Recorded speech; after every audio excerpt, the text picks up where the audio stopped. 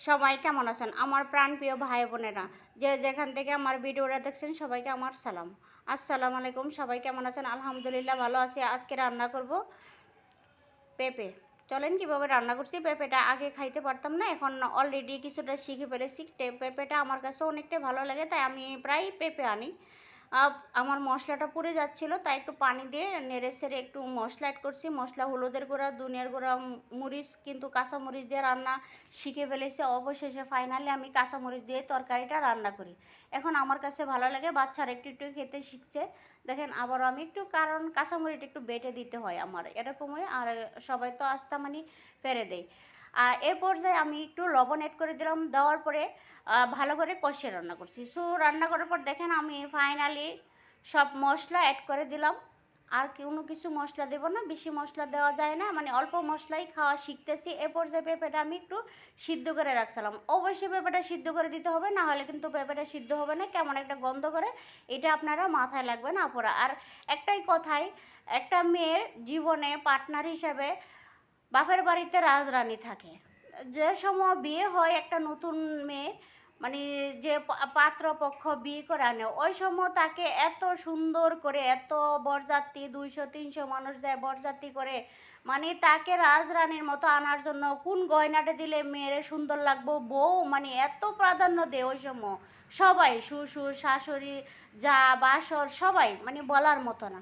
সবাই এত রাজরানীর মতো দেখে যে বরে টিকলি দিতে হবে, হাতের লুলি, গলার হার, কোনটা দিলে ভালো মানাবো, কোন শাড়িটা, লাল শাড়ি, এরকম দিয়ে একটা মেয়েকে সংসার থেকে তুলে আনে, বাপের বাড়ি থেকে তুলে আনে, তাকে মানে রাজরানী রাখার কথা। অবশেষে ফাইনালি বছর 3 পরে তাকে কাজে, মানে রাজরানী থেকে চাকরানি বানাই ফেলে। মানে এরম পুরুষ আছে যে তার বছরখানেক পরে 1-2টা বাচ্চা হওয়ার পরে তার কোনো কেয়ারটেকার খবর নেই। মেয়েরা তো বয়স হলে, আরে বাচ্চা হলে কি বুড়া হয়ে যায়? তাদের মন তো ঠিকই জোয়ান ইয়াং থেকে যায়। তারা কি করে, অবশেষে তাদের মনের কোনো আবেগ অনুভূতি কোনো কিছুই, মানে আগের মতো যে ছিল ফিলিংসটা, ওইটা আর থাকে না। কারণটা কি ভাই? আপনারা এত সুন্দর করে বিয়ের প্রোগ্রাম করে রাজরানীর মতো আইন, আজকে কাজের রানীর মতো রাখেন, কি বলবো, বলার ভাষা নাই।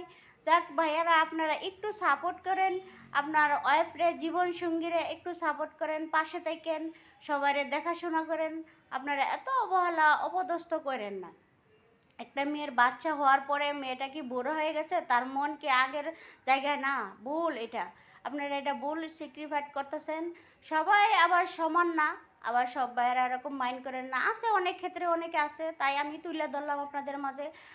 আর কি বলবো, একটা রাজরানীরা যদি চাকরানি ভাবেন তাহলে কি হয়? আমরা তো বেতন ছাড়া চাকরি করি, আমরা একটা সংসারে কাজ করি, ফ্যামিলির যা কাজ আছে সব কিছু করি, একটা বাচ্চা পালি, সব কিছু। অবশেষে ছেলেরা একটাই কথা বলে, তোমরা আর কি কাজ? আরে ভাই, এটা তো বোঝানোর মতো না, আমরা অনেক কাজ করি, তা পয় পয় করে হিসাব দেওয়া